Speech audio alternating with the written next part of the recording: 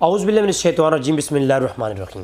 دوستو، دیوبند حضرات کے مابین جو علماء اہل سنت کے اختلافات ہیں وہ شروع سے ہیں، اور پہلے اختلافات چند ایک وجوہات کی بنیاد پر تھے، جبکہ بیسک جو اصول میں اور بیسک جو عقائد تھے وہ کئی حد تک مماثلت رکھتے تھے اہل سنت جماعت کے ساتھ علماء دیوبند کے۔ لیکن جب گمراہی جب جنم لیتی ہے تو وہ ہر نسل میں ایک درجہ زیادہ بڑھ جاتی ہے۔ علماء دیوبند کے جو بیسک اکابرین تھے، تھانوی، گنگوئی، ننوتوی، جتنے بھی آپ نام لیں، وہ تمام تر گمراہ تھے۔ لیکن اگر میں یہ کہوں کہ وہ گمراہ صغیر تھے اور یہ جو بعد والے ہیں یہ گمراہ کبیر ہیں تو اس بے جا نہیں ہوگا۔ وہ گمراہ تو تھے، مگر ان کے عقائد میں جو گمراہی تھی وہ بھی ایک حد تک تھی، اس کی ایک حد تھی۔ جبکہ ان کی جو آگے نسل آتی رہی، ہر 10 سال کے بعد جو اگلی نسل آئی، اس نسل نے جو ہے نا پچھلی نسل کو گمراہی میں پیچھے چھوڑ دیا، وہ 10 گنا آگے اور بڑی گمراہ نکلی۔ اور یہ میں نہیں کہہ رہا، میں آپ کے سامنے کچھ معروضات کرنے جا رہا ہوں، تبھی آج اتنی بڑی بات کر رہا ہوں آپ کے سامنے۔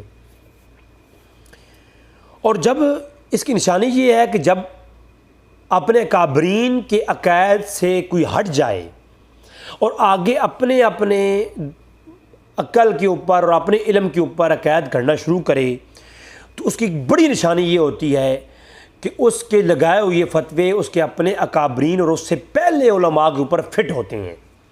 یہ یقینی بات ہے، آپ اس پیمانے کو لکھ لیں۔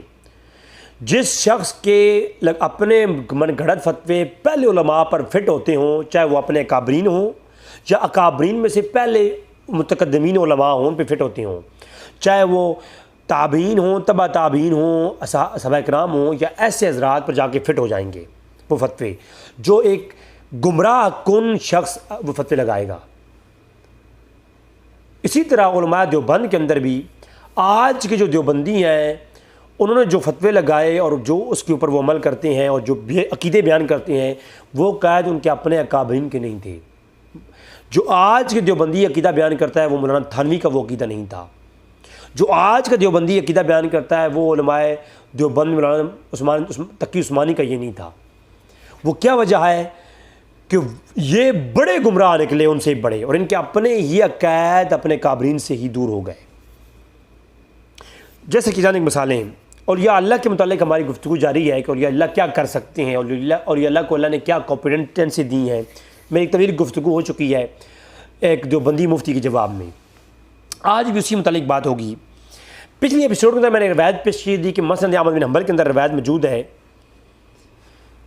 896 نمبر روایت ہے مسند احمد بن حنبل کے اندر۔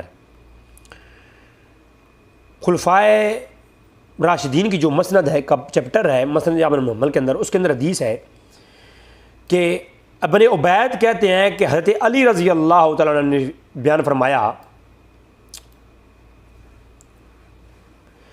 کہ حضرت علی جب عراق میں تھے تو ان کے سامنے اہل شام کا تذکرہ ہوا، تو لوگوں نے کہا کہ امیر المومنین ان کے لیے لعنت کی بد دعا کیجئے۔ فرمایا نہیں، میں نے نبی کریم صلی اللہ علیہ وسلم کو فرماتے ہوئے سنا ہے کہ میری امت میں ابدال ہوں گے اور وہ شام میں ہی ہوتے ہیں، اور یہ کل 40 آدمی ہیں ابدال میری امت میں ہوں گے۔ جب ان میں سے ایک میری امت میں اس کا انتقال ہوگا تو پھر اللہ تعالیٰ اس کے بدل میں ایک اور مقرر کر دے گا انہیں، اور یعنی جب ایک ولی کا یہ ابدال ولایت کا ایک درجہ ہے، آگے چل کے وہ گفتگو ہوگی انشاءاللہ، میں انشاءاللہ اس پہ بات کروں گا۔ تو اللہ کے رسول کی امت میں ابدال ہوں گے، اور ایک جب ولی فوت ہو جائے گا تو اس جگہ اللہ ایک اور مقرر کر دیتا ہے، اور اسی وجہ سے ان کو ابدال بھی کہا جاتا ہے۔ ان کی دعا کی برکت سے اور ان ابدال کی برکت سے، ان ولیوں کی برکت سے اللہ تم پہ بارشیں برساتا ہے، اللہ تمہیں رزق دیتا ہے، اللہ تمہیں دشمنوں پر فتح نصیب فرماتا ہے، اور اہل شام سے اللہ ان کے اوپر سے، اہل شام کو اللہ عذاب ان کے اوپر سے ٹال دیتا ہے۔ یعنی اللہ کے ولی ایسے ہوتے ہیں جن کی وجہ سے اللہ تمہیں رزق دیتا ہے، تمہیں یعنی مال دیتا ہے، تمہیں دشمنوں سے نجات دیتا ہے، تم سے عذاب ٹالتا ہے، تم پہ بارشیں برساتا ہے۔ یہ ولی کیا کر سکتے ہیں؟ یہ ولیوں کا ہی وسیلہ ہے جو تجھے مل رہا ہے۔ اور میں نے صحیح بخاری کی روایتیں پچھلی ایپیسوڈ کے اندر پیش کر دیں کہ ولی قیامت والے دن مجادلہ کریں گے۔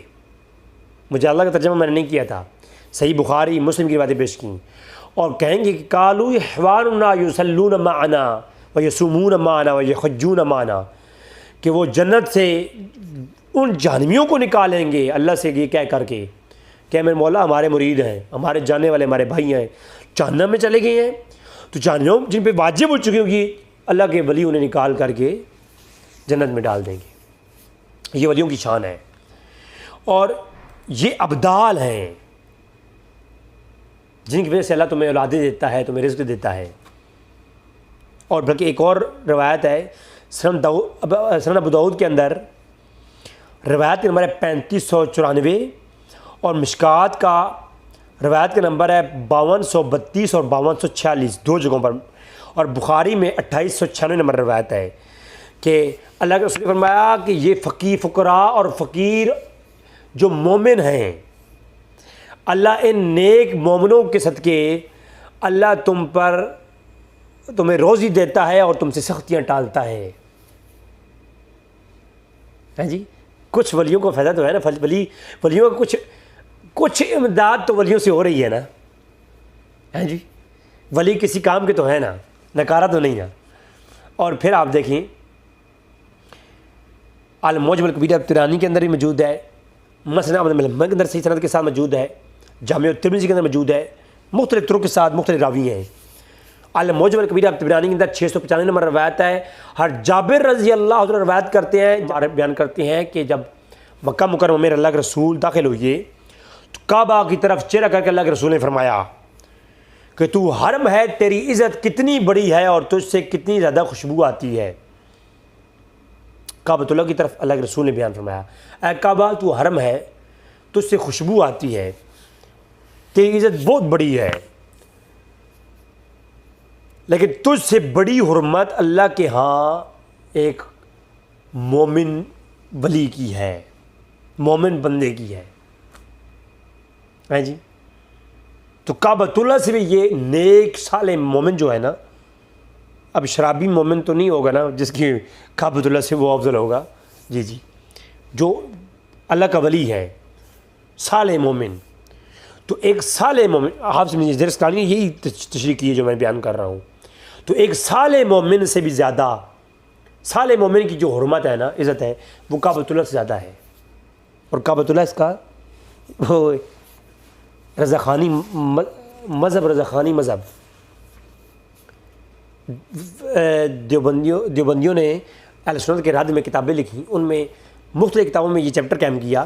اب میں چونکہ وہ رد والا کام نہیں کرتا، تو وہ رد یہ کیا کہ بریلویوں کا یہ عقیدہ ہے کہ کعبۃ اللہ ولیوں کا طواف کرتا ہے، اور جو ایسا عقیدہ رکھے تو صحابہ کرام تو خود جا کے طواف کرتے تھے، کعبۃ اللہ تو ان کا طواف کرنے نہیں آیا، تو اللہ کے نبی کا طواف کرنے تو کعبۃ اللہ نہیں آیا، اور ادھر کہتے ہیں جی اللہ کا ولی کا طواف ہے۔ جی اب یہ میں اس لیے کہتا ہوں کہ علماء دیوبند کے آج کے جو دیوبندی ہیں، وہابی ہیں، وہ سنی حضرات کا رد کرتے ہوئے یہ کہہ دیتے ہیں کہ یہ تو غلط عقیدہ ہے کہ کعبۃ اللہ ولی کا طواف کرنے آتا ہے،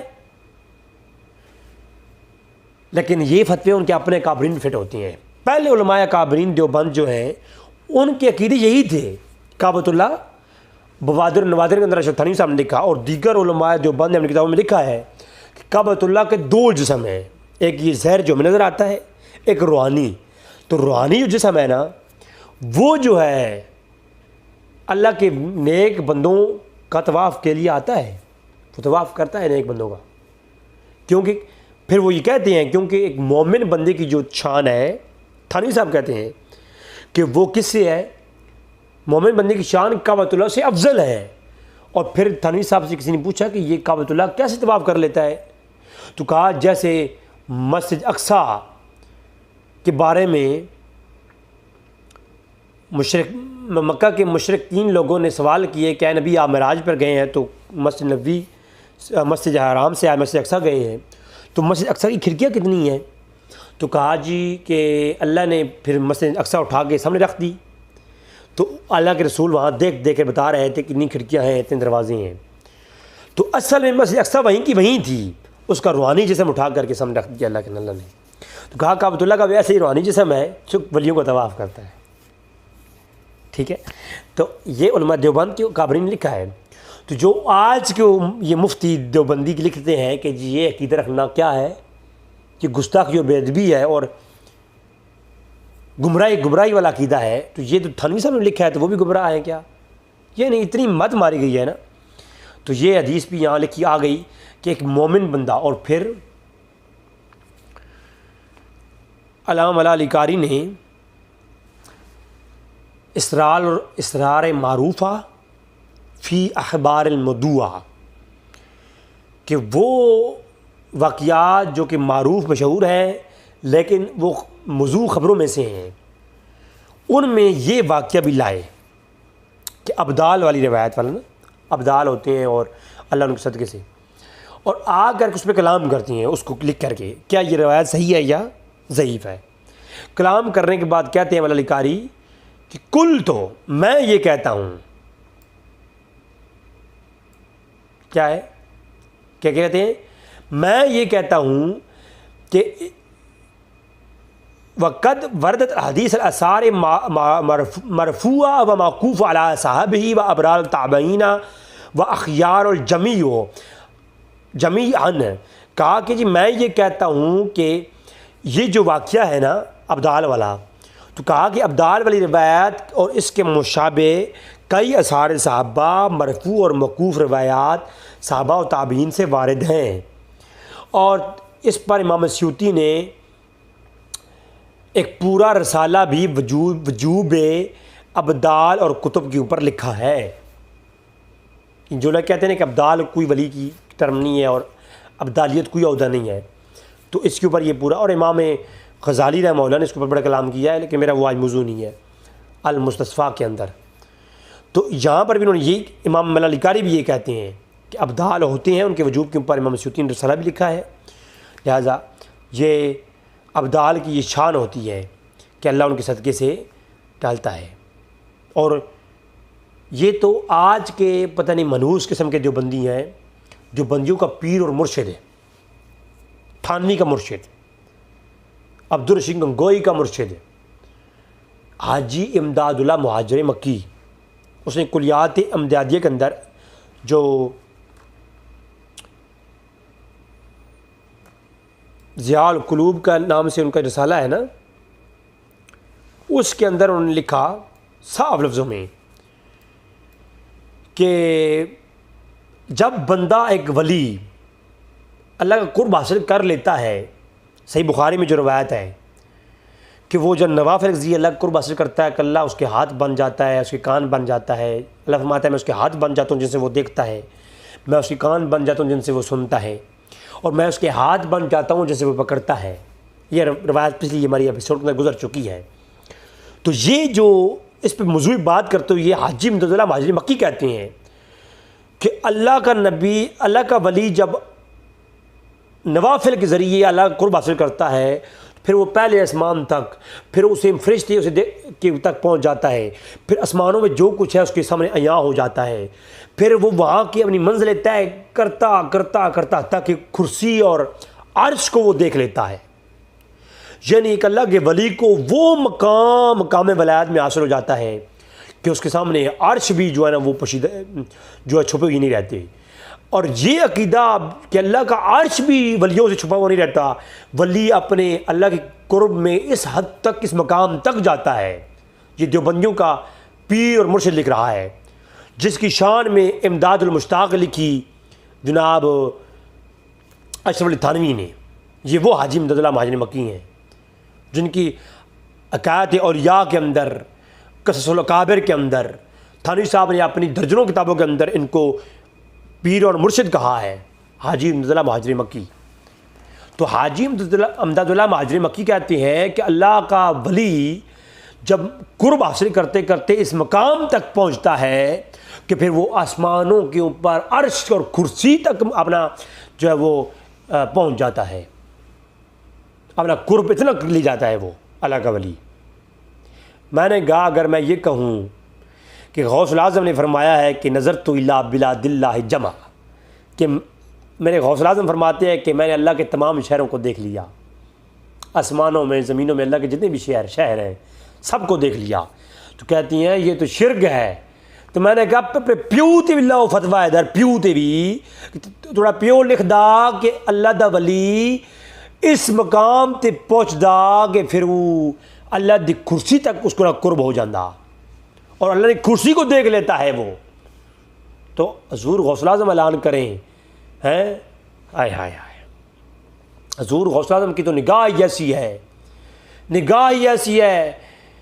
احبار الاخیار شاہ عبدالحق محدث دہلوی جو ان کے پیو کا بزرگ ہیں، جو غیر ہے ان کے جو باپ ہیں، ان کے پردادا ہیں، تو عبدالحق محدث نے اخبار الاخیار کے اندر جو پیران پیر شیخ عبدالقادر جیلانی کی کرامات اور ان کے جو چیپٹر قائم کیے ہیں نا، اگر وہ کرامات میں پیش کروں نا تو وہابی دیوبندی جو ہے وہ زمین کے اندر گڑ جائیں، یا تو عبدالحق محدث دہلوی کو کافر کہہ دیں، مشرک کہہ دیں، تو یا پھر ان سے بھی کہہ دیں کہ یہ بھی جو ہے احمد رضا خان کے کوئی مقلد تھے۔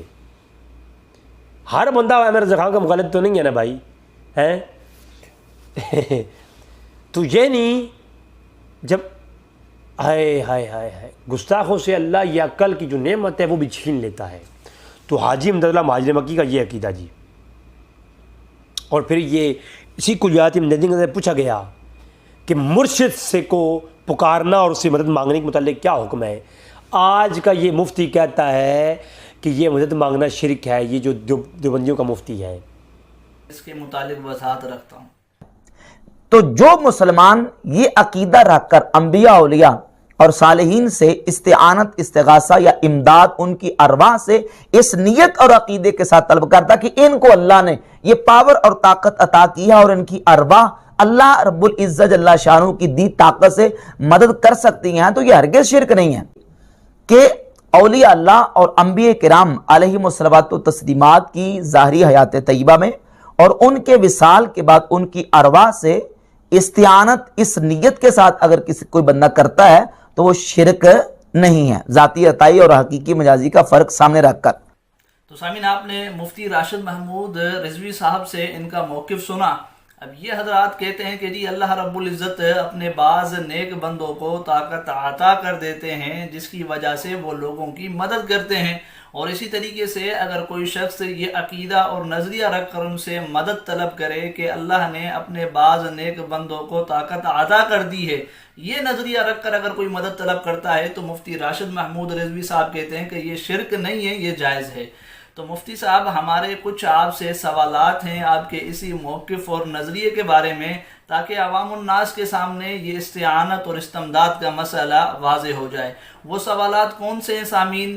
پہلا سوال تو ہمارا یہ ہے کہ جیسا کہ رضوی صاحب کا یہ کہنا ہے کہ اللہ رب العزت اپنے بعض نیک بندوں کو طاقت عطا کر دیتے ہیں جس کی وجہ سے وہ لوگوں کی مدد کرتے ہیں، تو یہ طاقت کن کن چیزوں کے بارے میں عطا کی جاتی ہے؟ کیا حکم ہے؟ آج کا یہ مفتی کہتا ہے کہ یہ مدد مانگنا شرک ہے، یہ جو دیوبندیوں کا مفتی ہے۔ ہائے ہائے ہائے ہائے، آج کا یہ مفتی کہتا ہے، سو چیلنج ہے میرا، آج یہ مفتی کہتا ہے یہ شرک ہے۔ حاجی امداد اللہ مہاجر مکی کلیات امدادی میں کہتے ہیں چوتھا مسئلہ ندائے غیر اللہ کا، یہ چیپٹر قائم کیا، فیصلہ ہفت مسئلہ کلیات امدادیہ، اس کے اندر جو رسالہ ہے، لکھتے ہیں کہ یہ جو مفتی راشد رضوی صاحب نے وہ حدیث پیش کی اور مفتی لطیف صاحب دیوبندی کی مفتی نے اس کا رد کیا، تو وہی حدیث یہاں لکھی ہے کہ اے اللہ کے بندوں میری مدد کرو، تنہائی میں ایسا کہنا جو حدیث ہے۔ اللہ کے رسول نے فرمایا کہ جب تم جنگل میں ہو اور تمہیں کوئی نظر نہ آئے، تمہاری سواری گم ہو جائے یا راستہ بھول جاؤ، تو ایسے پکارو کہ اے اللہ کے بندوں میری مدد کرو۔ تو یہ جو حدیث ہے اس کو لکھ کر کے کہتے ہیں کہ یا عبد القادر جیلانی شیع اللہ کہنا، پڑھنا، یہ اللہ کا مظہر سمجھ کر کے اور اللہ کی مدد کا وسیلہ سمجھ کر کے یہ کہنا بالکل جائز ہے۔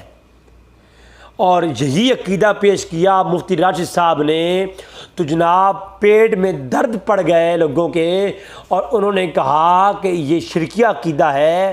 تو میں نے کہا مفتی راشد رضوی صاحب اور علماء اہل سنت تو بعد میں مشرک، پہلے لگاؤ فتویٰ کہ ساڈا پیو بھی مشرک ہے، لگاؤ فتوے ہوں پترو۔ ہر ایک نسل تو دوسری نسل نہ بڑی گمراہ، پہلی جو گمراہ ہے ہی نا، ہائے ہائے ہائے، تو پیو تو پتر سبحان اللہ، یعنی بڑے تو بڑے سے چھوٹے میاں سبحان اللہ، وہی حساب ہے یہاں پر بھی، سبحان اللہ، ہائے ہائے ہائے۔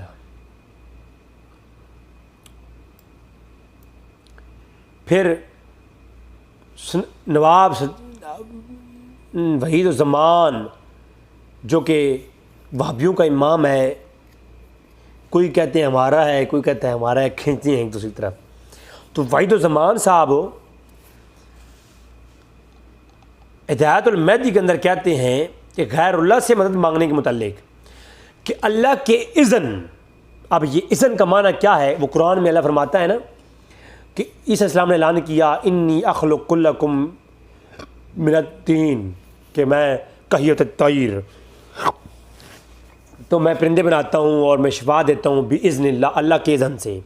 تو اذن کا معنی کیا ہے؟ جو بندیوں کی کتابوں میں موجود ہے، اذن کا معنی کیا ہے؟ اجازت۔ اذن کا معنی کیا ہے؟ عطا۔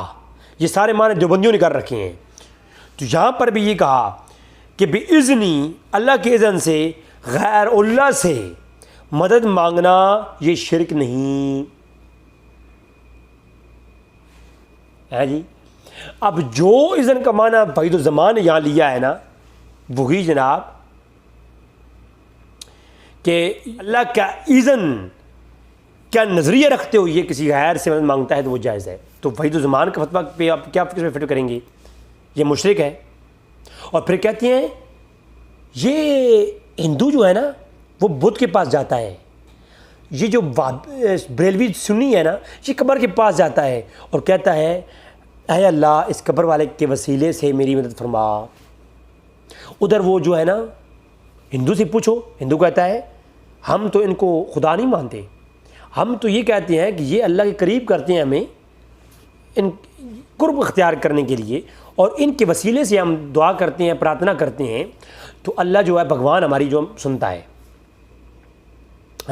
اللہ نے انہوں کی ڈیوٹی لگا رکھی ہے۔ سنی کہتے ہیں کہ جناب یہ مدد کرتے ہیں، ہیلپ کر سکتے ہیں، اللہ نے ان کو مظہر بنایا ہے، اللہ ان کو طاقت دے رکھی ہے۔ ادھر جو ہے ہندو بھی کہتے ہیں کہ اللہ نے ان کو طاقت دے رکھی ہے۔ میں نے کہا آئے ہائے ہائے ہائے، جادو وہ جو سر چڑھ کے بولے۔ اس کا جواب اب ہضم کرنا ذرا، بلکہ یہاں پر میں ایک اور علمی بات ایڈ کر دوں، بعد میں آتا ہوں صرف۔ میں نے کہا پھر اگر یہی پیمانہ رکھنا ہے نا تو پھر یہ پیمانہ ادھر بھی رکھو۔ قرآن میں اللہ کہتا ہے کہ میں پیدا کرنے والا، ادھر عیسیٰ السلام کہتے ہیں کہ میں پیدا کرنے والا، میں بنانے والا۔ عیسیٰ السلام پھونک مارتے ہیں جان پیدا ہوتی ہے، اللہ جو ہے وہ پھونک مارتا ہے فانا وقت فی من روحی، ادھر بھی جان پیدا ہوتی ہے۔ ادھر عیسیٰ السلام کہتے ہیں میں وہ ابر اکمہ ولا برسا، میں شفا دیتا ہوں، اللہ فرماتا ہے میں ہی شفا دینے والا ہوں۔ ادھر عیسیٰ السلام فرماتے ہیں کہ میں مردوں کو زندہ کرتا ہوں، ادھر اللہ فرماتا ہے کہ میں جو ہے حیات دیتا ہوں اور موت دیتا ہوں۔ ادھر جو ہے اللہ فرماتا ہے کہ میں غیب کا عالم ہوں۔ عیسیٰ السلام کہتے ہیں کہ وَأُنَبِّئُكُم مِّمَّا تَأْكُلُونَ، کہ جو تم کھا کے آتے ہو میں تمہارے پیٹوں کی خبر دیتا ہوں۔ آپ مماثلت کروائیں گے، پھر کہیں گے نہیں بِإِذْنِ اللہ۔ تو جہاں بِإِذْنِ اللہ پہ آ کر کے وہ شرک نہیں ہوتا، تو یہاں پر بھی دعائیں نا ہندوؤں کے ساتھ مماثلت تو کر لی، لیکن ہندوؤں میں اور مسلمانوں میں فرق کیا ہے؟ فرق یہ ہے، یہ فرق میں نے بیان نہیں کیا، وہابیوں نے بیان کیا، میں آگے پیش کرتا ہوں۔ تو فرق یہ ہے کہ ہندو اس کو الہ مانتے ہیں، ان کی عبادت کرتی ہیں، ان کی پرارتھنا کرتے ہیں، پونجا کرتے ہیں۔ مسلمان کسی کی پونجا نہیں کرتے، مسلمان اس کو بندہ سمجھتے ہیں، ولی سمجھتے ہیں، سبب سمجھتے ہیں، وسیلہ سمجھتے ہیں، مظہر سمجھتے ہیں، مظہر۔ اب بعض دیوبندیوں نے لکھا، آج کی دیوبندیوں نے، کہ جو مظہر کہنا نا، مظہر کہ اللہ کا کسی کو مظہر سمجھنا یہ شرک ہے۔ آج کی دیوبندیوں نے مولانا سرفراز صفدر صاحب کے شاگردوں نے لکھا، اور پہلوں نے کیا لکھا؟ پہلے انہیں تھانوی صاحب نے لکھا اور پہلے علماء نے لکھا کہ مظہر سمجھے تو کوئی بات نہیں، وہ مظہر سمجھتے آئے اور اللہ کا مظہر رسول اللہ کو سمجھتے آئے ہیں، اور علماء اکابرین دیوبند کا یہ عقیدہ تھا۔ لیکن آج کے جو علماء دیوبند عقیدہ ہے وہ کیا کہتے ہیں؟ وہ مظہر نہیں سمجھتے، یعنی اپنی علماء کے خلاف، اور کہتے ہیں جو مظہر خدا کسی کو سمجھے وہ مشرک۔ تو ان کے نظریے کے مطابق تھانوی مشرک، کیونکہ تھانوی نے مظہر خدا سمجھا ہے رسول اللہ کو، اور لکھا بھی ہے، اور شاہ ولی اللہ نے سمجھا ہے۔ تو وہ ایک الگ بحث ہے، پھر اس طرف چل جاؤں گا۔ تو اب یہی سوال ہندوؤں والا کہ ہندو بھی یہ کرتے ہیں تو ہم مسلمان بھی یہ کرتے ہیں، یہ سوال کیا گیا فتاوی عزیزیہ کے اندر شاہ عبدالعزیز محدث دہلوی سے، فتاوی عزیزیہ کے اندر۔ تو وہ کہتے ہیں، سارا سوال کیا گیا کہ بت پرست کہ کوئی بت پرست بت سے مدد چاہتا ہے، کوئی عالم نے اس کو منع کیا تو شرک مت کر۔ تو بت پرست نے کہا کہ اگر میرا عقیدہ یہ ہو کہ بت خدا کا شریک ہے تو اس وجہ سے اس کی پرستش کروں تو البتہ یہ شرک ہے۔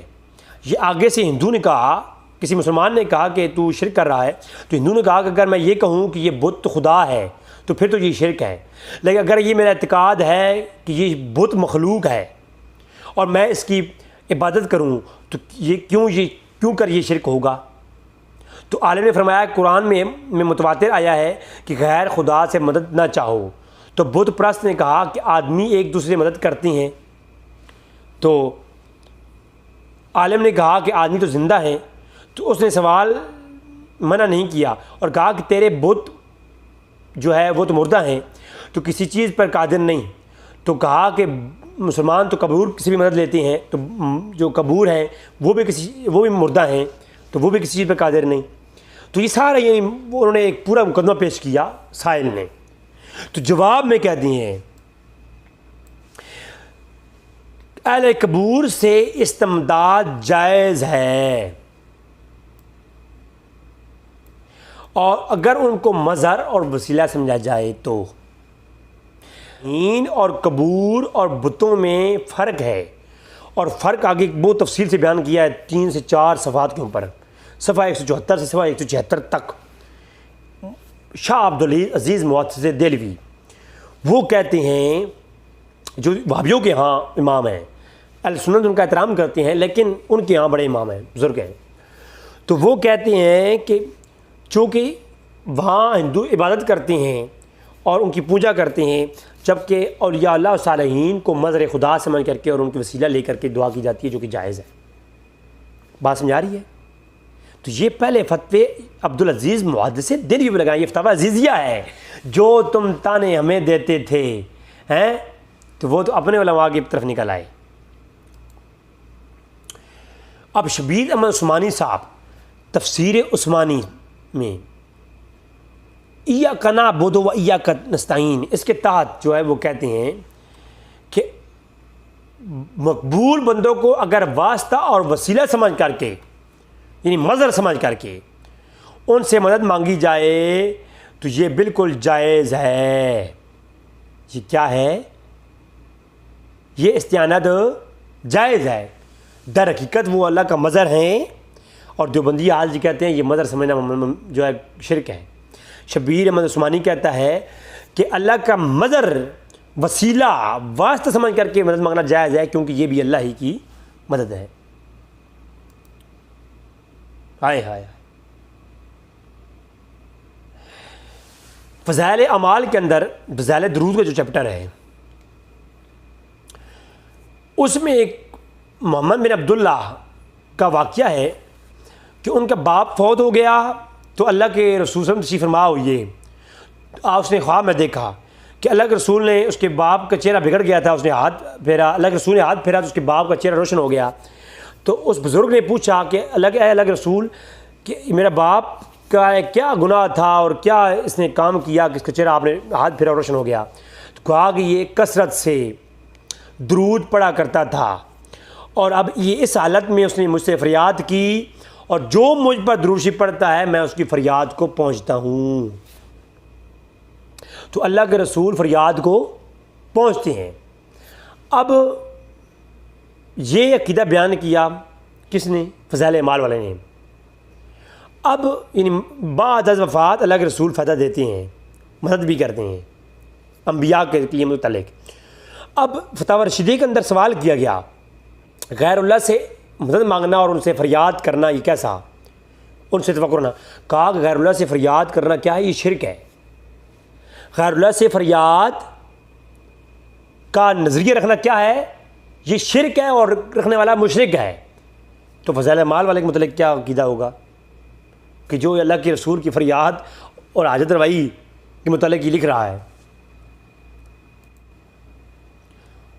اور خطیب البغدادی نے تاریخ مدینہ الاسلام کے اندر، علامہ ذہبی نے اس کو سیر اعلام نبلاء کے اندر بیان کیا اس واقعے کو کہ ہمیں اسماعیل نے خبر دی اور ایک پوری سند بیان کی، یعنی تفصیل کے ساتھ، کہ جو بڑے بزرگ ہیں ان میں سے ایک بزرگ ہے معروف الکرخی۔ یہ معروف الکرخی کے متعلق میری ویب سائٹ کے اوپر ایک پورا ان پہ اعتراضات، ان کے جوابات ہیں، غیر مقلدین کے اعتراضات، اس کے جوابات، ایک پورا تفصیل کے ساتھ وضاحت ہے۔ شاید اتنی تفصیل کے ساتھ وضاحت آپ کو کہیں اور ملے۔ تقریباً اگر وہ آپ چھاپے تو وہ 250 صفحات کی کتاب بنتی ہے، تو اس کو آپ ضرور پڑھیں۔ وہ ایک بھائی نے بڑی محنت کے ساتھ اس کو لکھا ہے۔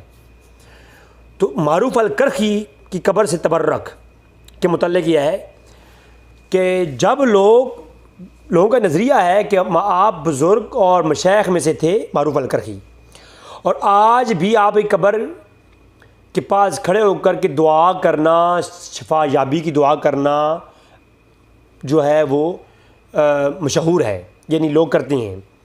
اور اہل بغداد کہتے ہیں کہ معروف الکرخی کی قبر مجرب اکسیر ہے، کہ بیماریوں کا علاج ہے۔ اور قضائے حاجات کے لیے حضرت معروف الکرخی کی قبر مجرب ہے کہا ہے علماء نے، اور جو شخص کے پاس جا کر کے 100 مرتبہ سورہ اخلاص پڑھ کر کے اللہ تعالیٰ سے جو چاہے طلب کرے وہ حاجت پوری ہوتی ہے۔ یہ نظریہ رکھنا کیا ہے، یہ شرک ہے۔ یہ تو بریلوی پیدا بھی نہیں ہوئے تھے، تو اس سے پہلے یہ نام بریلویوں کو تھا ہی نہیں، اس سے پہلے 463 ہجری میں خطیب البغدادی نے روایت کو لکھا، اور معروف الکرخی کب گزرے یہ تو آپ خود اندازہ لگا لیں۔ پھر یہ تو پہلی سن 100 ہجری میں سے یہ عقیدے ہیں بھائی، قبروں سے جا کے فیض لینا اور قبروں کو جو ہے شفا یابی کے لیے ان کی مٹی اٹھانا ہے۔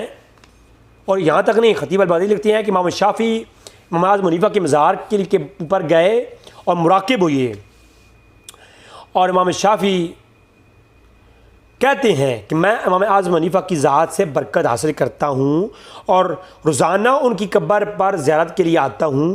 جب مجھے کوئی ضرورت ہو، مشکل آتی ہے، تو وہ 2 رکعت نماز نفل پڑھ کر ان کی قبر پر آتا ہوں، اور ان کی قبر پر 2 رکعت نماز نفل ادا کرتا ہوں، اور اس کے پاس کھڑے ہو کر کے اپنی حاجت اللہ کی برگاہ میں پیش کرتا ہوں۔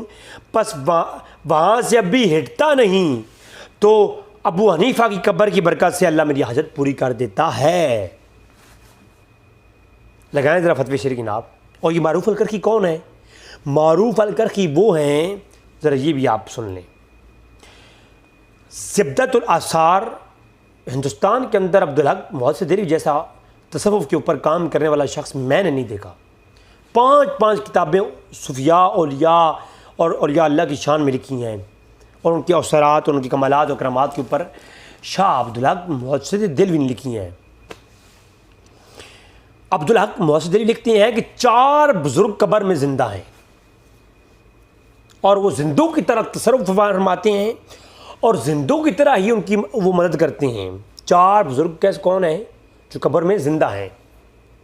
یہ مقام ہے، اور یہ اللہ کا ایک وہ ریاضات کر کے باتیں کر کے یہ وہ مقام حاصل کرتے ہیں کہ قبر میں جانا اور بیر رہنا ان کے لیے یہ کوئی معنی نہیں رکھتا۔ زبدۃ الاثار تلخیص بہجۃ الاسرار، عبدالحق محدث دہلوی کی کتاب ہے۔ وہ لکھتے ہیں کہ شیخ اوکیلی جو کہ بہت بڑے بزرگ ہیں، ان کی روایت ہے کہ 3 بزرگ زندہ ہیں، اور بعد میں بقول شیخ علی کرشی عراق کے مشائخ میں سے ہیں۔ وہ کہتے ہیں کہ یہ 4 بزرگ قبر میں زندہ ہیں۔ کون کون سے؟ شیخ، اور یہ زندہ ہیں، اور ان کا فیض جاری و ساری ہے قبروں سے بھی، اور یہ تصرف زندگی کی طرح تمام قوتوں کے ساتھ ان کا ہوتا ہے۔ اور یہ بزرگ شیخ عبد القادر جیلانی، شیخ معروف الکرخی، شیخ عقیل المنجی اور شیخ حیات بن قیس الاحرانی رضی اللہ تعالیٰ عنہما ہیں۔ اب آپ مجھے بتائیں مشرک کون ہے؟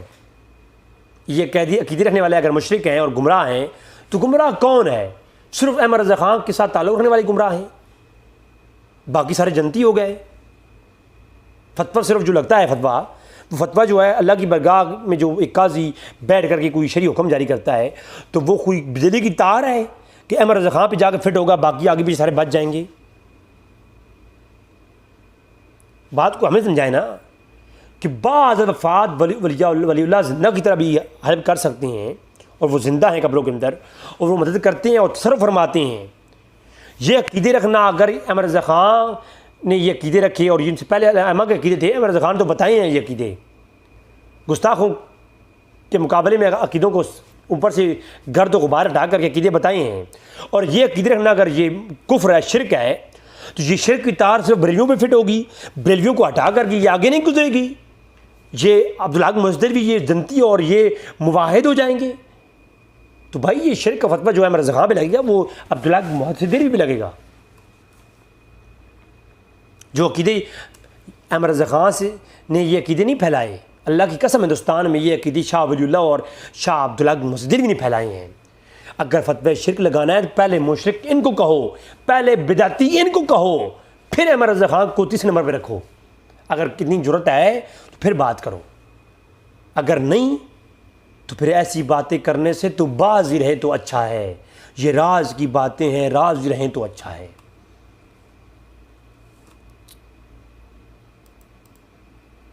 پھر یہی شاہ ولی اللہ محدث دہلوی، یہ ہمات کے اندر یہ کتاب ہے، صفحہ 127، کہتے ہیں کہ عبد القادر جیلانی رحمہ اللہ تعالیٰ وہ عظیم ہستی ہیں کہ موصوف اپنی قبر میں زندہ ہیں اور زندوں کی طرح تصرف فرماتے ہیں۔ اب شاہ ولی اللہ پہ لگاؤ نا فتویٰ، ان کی حجت البالغہ اٹھا کر دکھاتی ہیں اور ہمیں ایک اصول سمجھاتے ہیں۔ ان کی زندگی کی آخری کتابیں ہیں، ان کے بارے میں کوئی فتویٰ لگاؤ۔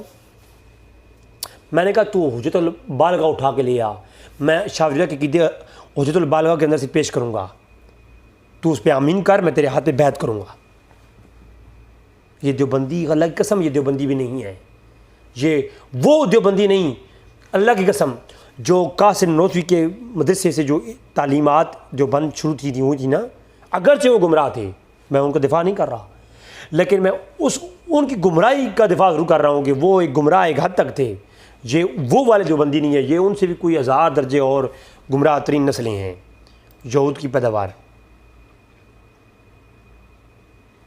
وہ ایک مجھے کہنے لگا یا علی مدد تم کہتے ہو، یا غوث، میں نے کہا یہ یا علی مدد احمد رضا خان نے کہا ہے؟ نہیں، یہ شاہ ولی اللہ نے کہا ہے۔ الانتباہ کے اندر شاہ ولی اللہ محدث دہلوی کا کے متعلق صاحب وضع میں ہے کہ شاہ ولی اللہ محدث دہلوی کہ جو استاذ ہیں انہوں نے نعت علی کے خود وظیفے کرتے بھی تھے، شاہ ولی اللہ کے استاذ، اور شاہ ولی اللہ کو سند دی باقاعدہ طور پر ہے۔ ہمیں بھی سمجھاؤ یار کوئی، شاہ ولی اللہ نے کو سندیں دی گئیں اور شاہ ولی اللہ خود سند دیتے تھے آگے۔ نعت علی مظہر العجائب تاجد ہوا لک فی النوائب کل ہم و غم سجنجلی،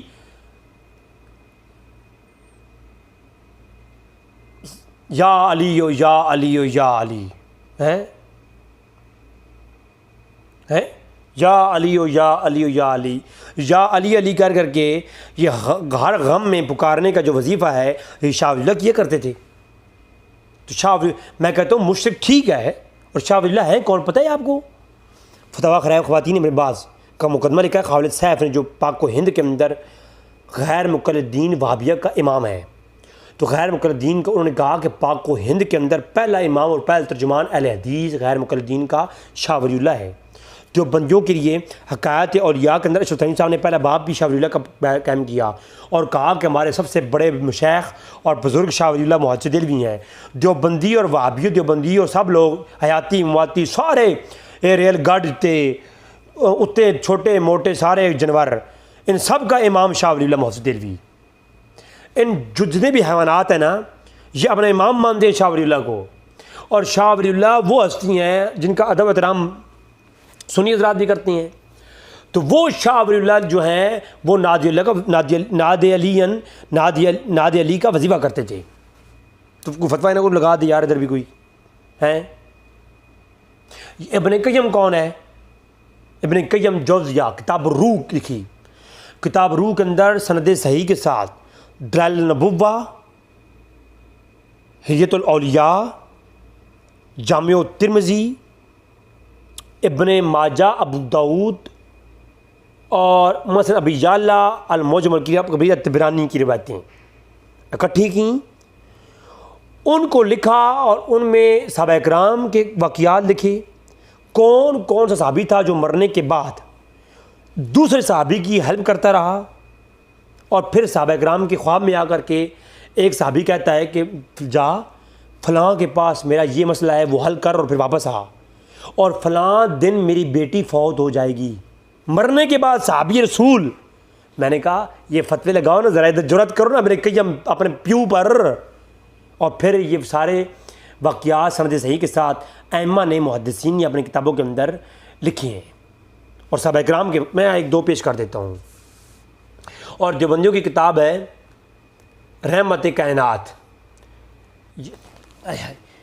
میں تو آج کے ان علماء کو نہ ان کے حوالے دیتا ہوں نہ پڑھتا ہوں. یہ کوئی مولوی ہیں یہ الیاس کمن کو میں ان کو انسان نہیں سمجھتا. یہ اپنے کابرین کو اس سے پہلے پڑھ لیں، پہلے اپنے عقیدے اپنے کابرین کے عین مطابق کریں. یہ تو محمد المفند سے بھی سر پھیرتے ہیں، یہ بھاگتے ہیں. تو پہلے دیوبندی اصل دیوبندی ہو جائیں پھر اعتراض کریں. آج کے دیوبندی جو عقیدے پیش کر رہے ہیں یہ دیوبند کے عقیدے نہیں تھے. یہ کوئی معتزلیوں کا عقیدہ ہے، کوئی کرامات کا انکار کر رہا ہے کیسے. تو یہ رحمت کائنات کے اندر بھی یہ واقعے انہوں نے اکٹھے کیے ہیں. کتاب روح کے اندر ابن قیم نے بھی. میں وہ رحمت کائنات جو ان کی کتاب ہے سے پیش کر دیتا ہوں ایک دو واقعات.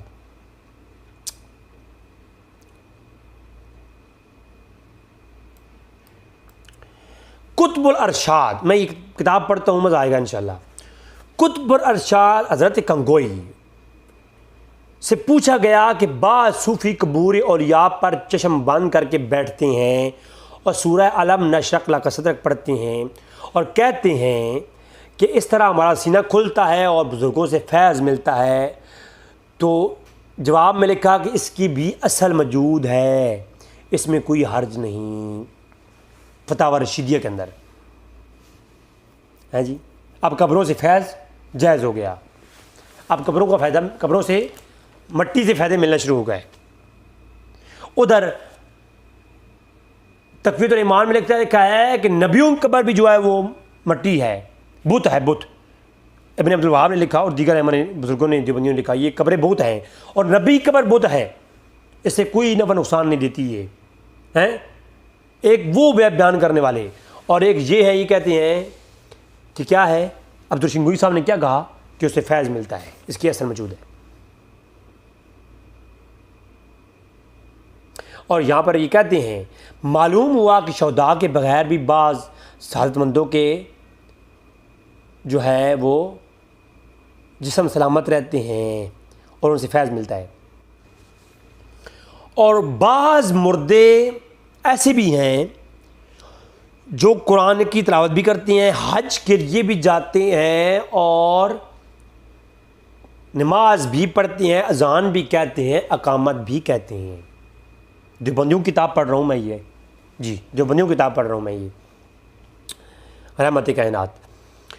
اچھا، یہ ایسے مردے بھی ہوتے ہیں جو حج بھی کرتے ہیں، نمازیں پڑھتے ہیں.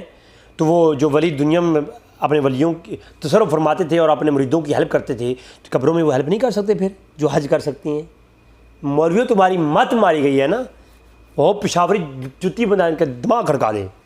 اچھا، تو اب جو ہے یہ جو بات ہے نا، یہ دیوبندی عالم نے لکھی کس میں؟ رحمت کائنات میں. اور نیچے لکھتے ہیں انور شاہ کاشمیری جو کہ دیوبندیوں کا بہت بڑا عالم ہے، اس نے فیض الباری شرح بخاری میں بھی یہ بات لکھی ہے کہ مردے جاتے ہیں حج بھی کرتے ہیں.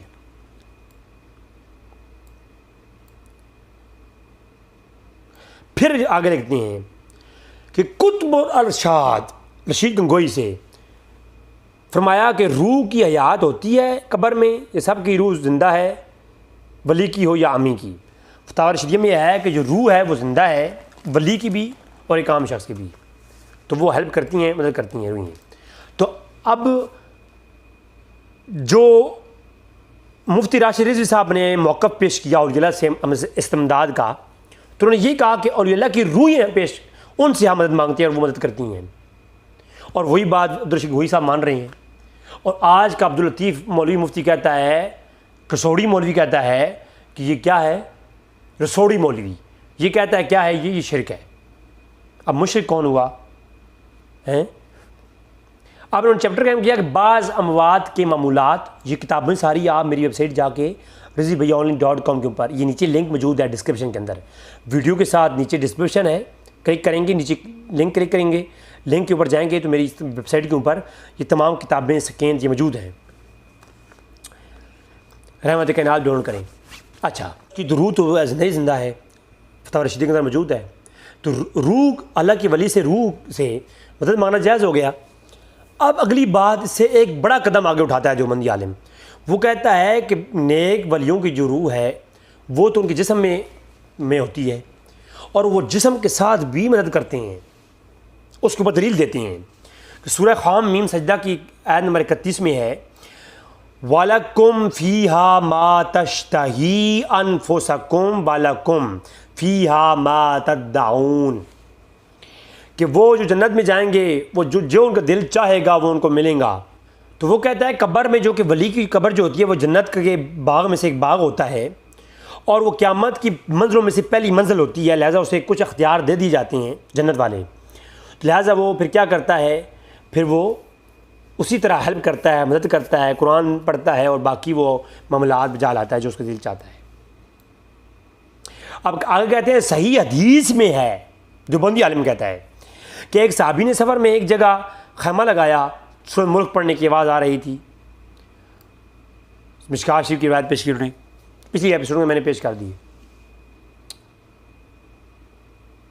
کئی ہم لکھتے ہیں، دیوبندی عالم لکھ رہا ہے ابن قیم کے واسطے سے، لکھتا ہے کہ حضرت صعب رضی اللہ عنہ کی وفات کے بعد حضرت عوف نے ان کو خواب میں دیکھا، تو دوسری باتوں کے علاوہ حضرت صعب نے ان سے فرمایا کہ میں نے فلاں یہودی سے 10 دینار قرض لیے تھے، وہ فلاں جگہ پڑے ہوئی ہیں، وہ اس کو دے دیں، نیز میری بیٹی 6 دن کے بعد مر جائے گی. چنانچہ عوف نے اس جگہ سے 10 دینار لے کر کے اس کو واپس کر دیے یہودی کو، اور واقعی ان کی بیٹی 6 دن کے بعد فوت ہو گئی. ابن قیم نے اس کو لکھا کتاب الروح میں، اور اصحاب کا واقعہ، اور دیوبندی عالم یہاں لکھ رہا ہے. اب میں یہ پوچھتا ہوں کہ تم لوگ کہتے ہو کہ علم غیب کسی کو نہیں ہے، کون کب مرے گا ہیں؟ اگر کون کب مرے گا یہ کسی کو علم نہیں، تو قبر کے اندر حضرت صاحب رضی اللہ تعالیٰ عنہ کو کیسے معلوم ہو گیا، صحابی رسول کو، کہ میری بیٹی 6 دن کے بعد مر جائے گی؟ اور پھر حضرت عوف، اس جو خواب میں حضرت عوف کے خواب میں حضرت صاحب آئے، تو حضرت عوف سمجھتے یار یہ تو عام باتیں ہیں، غیب تو اللہ ہی جانتا ہے، اور ایسے کیسے ہو سکتا ہے، خواب میں تو ایسی بات نہیں ہو سکتی. نہیں، حضرت عوف کا بھی یہ عقیدہ تھا کہ مرنے کے بعد بھی جو اولیاء اللہ ہیں ان کے روحیں جو ہے وہ جو کہتی ہیں، جو کرتی ہیں، وہ صحیح اور حقیقتاً کرتی ہیں. دوسرا واقعہ ابن قیم لکھتے ہیں، جب ثابت بن قیس کی شہادت کے بعد کسی نے ان کی ذرہ اتار کر ایک پوشیدہ جگہ رکھ دی، تو حضرت ثابت ادھر تو ایک آدمی کو خواب میں آئے اور جا کر کہا کہ جا کر خالد سے کہہ دے کہ میری ذرہ فلاں آدمی نے فلاں جگہ چھپا رکھی ہے، تو وہ وہاں سے لے لیں. ادھر ابو بکر صدیق کو خواب میں آئے اور مجھ پر جتنا قرض ہے وہ میرے مال آپ ادا کر دیجئے، نیز فلاں غلام بھی آزاد کر دیجئے. چنانچہ دونوں جلیل قدر صحابیوں نے، حضرت خالد نے اور حضرت ابو بکر صدیق نے، ان کی اطلاع کو، خواب کو سچ سمجھا اور اس پہ عمل کیا، اور غلام کو بھی آزاد کیا اور ان کے قرضے بھی دیے، اور جا کر کے زرہ وہاں دیکھا پڑی ہوئی تھی، اس جو ہے زرہ کو اٹھا کے رکھ دیا. اور یہ کہا کہ پھر اگلی بات سے دیکھیں، اور اس پہ تمام صحابہ نے عمل کیا اور سب باتیں درست نکلیں، اور یہ واقعہ سب صحابہ کرام کے سامنے کا ہے، اور اس پہ اجماع ہو گیا صحابہ کا، اس پہ صحابہ کا اجماع ہو گیا۔ کتاب الروح ابن قیم نے لکھا، اور شرح صدور کے اندر بھی بات موجود ہے۔ اگلا چیپٹر باندھا کہ رحمت کائنات کے اندر دیوبندی عالم نے کہ امام فخر رازی نے ایک کتاب لکھی، کتاب العالیہ۔ اس میں زیارت قبور یعنی قبروں سے فیض ملنے کے اوپر انہوں نے امام فخر رازی جو مفسر قرآن انہوں نے کتاب لکھی، تو وہ اس میں لکھتے ہیں اور کہتے ہیں قبر سے فیض ملتا ہے۔ جب کوئی انسان کسی کی قبر پر جاتا ہے تو کچھ دیر ٹھہرتا ہے تو اس صاحب قبر میں زیارت کرنے والے کے درمیان ایک تعلق پیدا ہوتا ہے، جیسا کہ ایک آئینہ دیکھنے والا آئینے کے سامنے بیٹھتا ہے، ان کا آپس میں ایک قلبی تعلق پیدا ہوتا ہے۔ تو پھر اس تعلق کی بنیاد پر جب قبر والے سے کوئی ہیلپ مانگی جاتی ہے تو وہ مدد کرتا ہے۔ بات سمجھا رہی ہے؟ یہ ہیں جناب دیوبندیوں کے عقیدے۔ اب مجھے آپ بتائیں یہ سارے مشرک ہوں گے؟ ہیں؟ امداد المشتاق اشرف تھانوی لکھتا ہے کہ مرنے کے بعد، انتقال کے بعد مزار شریف پر عرض کی ایک شخص نے کہ میں بہت پریشان ہوں حضرت صاحب۔ ایک مرید اپنے پیر کی قبر پہ گیا اور کہنے لگا میں بہت محتاج ہوں، بہت غریب ہوں، بھوکا ہوں، میری دستگیری فرمائیے۔ تو مزار سے حکم ہوا کہ ہمارے مزار پہ آیا کرو، 1-2 آنے روز ملا کریں گے، ٹھیک ہے؟ تو پھر ایسا ہی ہوا، روزانہ وہ مزار پہ آتا اور اس کا وظیفہ مقرر ہو گیا تھا، اسے مزار سے 1-2 آنے مل جایا کرتے تھے۔ اور مولانا تھانوی صاحب نے ایسے کئی اور واقعات لکھی ہیں اپنی کتابوں میں قبروں سے فیض متعلق، اور فضائل صدقات کے اندر بھی یہ صحیح ہے کہ ایک بندہ بہت پریشان ہوا اور جا کر قبر کے اوپر جا کر کے اپنے شیخ سے حاجتیں جو ہے نا پیش کرنے لگا۔ تو یہ عقیدے دیوبند کے علماء کتابوں میں موجود ہیں، لیکن وہ کون، ہائے ہائے ہائے، کون حضور غوث الاعظم کو اس نظریے سے پکارے تو صحیح۔ حضور غوث الاعظم خدا کی قسم مدد کرتے ہیں، اللہ نے یہ عطا کر رکھا ہے۔ حضور غوث الاعظم نے فرمایا جو بھی قادری ہے اور جو بھی حضور کی امت میں یہ کہہ دے گا کہ میں قادری ہوں، میں حضور غوث الاعظم کا مرید ہوں، وہ میرا مرید ہو گیا، اور وہ جہاں سے پکارے گا میں وہاں سے سنوں گا۔ یہ اخبار الاخیار محسن دہلوی نے عبدالقادر جیلانی کے کرامتوں کے چیپٹر میں یہ لکھا ہے۔ وہ جہاں سے پکارے گا، عبدالقادر جیلانی کا مرید ہو گیا، وہ مرید ہو جائے گا، اور پھر وہ قیامت والے دن اس کی وہ آپ نے ایمان بھی مرے گا۔ حضور غوث الاعظم نے فرمایا کہ اللہ نے مجھے وعدہ کیا ہے کہ اے عبدالقادر تیرے مرید ایمان بھی مریں گے اور تمہارے ساتھ وہ جنت میں داخل ہوں گے۔ قدمی حاضی علی رقبۃ کل ولی اللہ، حضور غوث الاعظم نے یہ اعلان کیا ہے کہ میرا قدم ہر ولی کی گردن پر ہے۔ یہ اخبار الاخیار عبدالحق محسن دہلوی نے یہ بھی واقعہ بھی لکھا ہے، بحیث الاسرار کے اندر یہ موجود ہے۔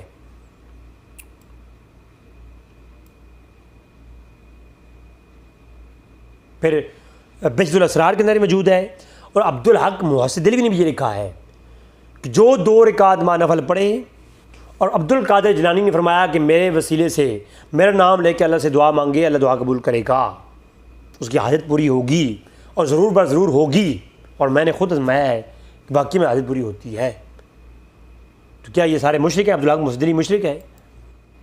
اور ایک اعتراض بھی کیا جاتا ہے، کہتے ہیں جی حضور غوث الاعظم نے وہ ڈوبا ہوا بیڑا ترایا تھا، وہ شاہ دولہ یعنی کبیر الدین شاہ دولہ گجرات کے جو ایک بزرگ تھے، تو انہوں نے جو ہے ان کا وہ دولہ بیڑا تھا۔ حالانکہ شاہ دولہ گجرات والے 500 سال بعد گزرے ہیں حضور غوث الاعظم کی وفات کے بعد۔ میں نے کہا تو نے شاہ عبداللہ کی وفات کا جو لفظ ہے نا ڈیجٹ ہے وہ دیکھا ہے، شاہ عبداللہ کی جو پیدائشی تاریخ ہے وہ دیکھ لی ہوتی، تمہارا یہ ڈاؤٹ ختم ہو جاتا، ٹھیک ہے۔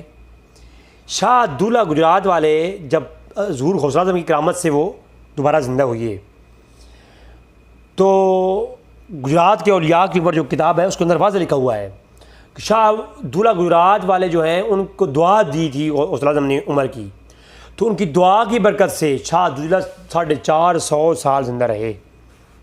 تو یہ تو کوئی بڑی بات نہیں ہے.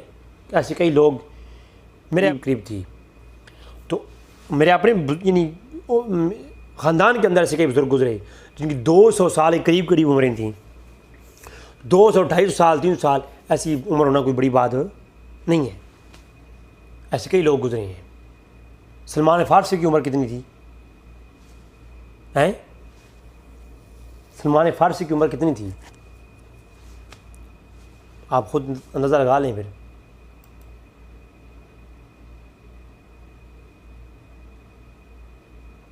ادھر تو ایک مسئلہ یہ ہے نا کہ اگر آپ قبر کو چوم لیں، کسی ولی کا ہاتھ چوم لیں، تو کہتے ہیں جی یہ تو مشرک ہو گیا، بت پرست ہو گیا، نعوذ باللہ من ذالک. اتنا یعنی اتنی تنگ نظری، بت پرست ہو گیا. میں نے کہا شکر تو صحابہ کرام کے دور میں نہیں تھا، ورنہ تو صحابہ کرام. ادب المفرد کے اندر امام بخاری رحمہ اللہ 976 نمبر روایت ہے. سیر العلم بلا کے اندر جلد نمبر 2 کے اندر امام زبیبی اس روایت کو لائے ہیں صفحہ 94 کے اوپر. حضرت سعید رضی اللہ تعالیٰ عنہ کے جو حضرت ابن عباس کے غلام تھے، حضرت سعید رضی اللہ عنہ روایت کرتے ہیں ابن عباس کے غلام کہ حضرت علی حضرت ابن عباس کے پاس آئے. حضرت عباس کے جو غلام تھے حضرت صاحب وہ بیان کرتے ہیں کہ حضرت علی اپنے چچا کے پاس حضرت عباس کے پاس آئے اور آ کر کے آپ پاؤں چومے اور آپ کے ہاتھ چومے اور کہے اے چچا جان مجھ سے راضی ہو جائیں. ٹھیک ہے. تو اب کوئی ہوتا تو کہتا یہ تو حضرت علی مشرک ہو گئے ہیں کہ پاؤں، کیونکہ جب پاؤں چومے ہوں گے تو سجدہ ہو گیا ہے، تو حالت سجدہ میں گئے ہوں گے نا. یا حضرت عباس نے کہا ہوگا کہ حضرت علی میں اپنے پاؤں کو اوپر اٹھاتا ہوں یہاں تک، پھر چوم لو، نیچے جاؤ گے تو پھر شرک ہو جائے گا. یعنی آپ خود دیکھیں.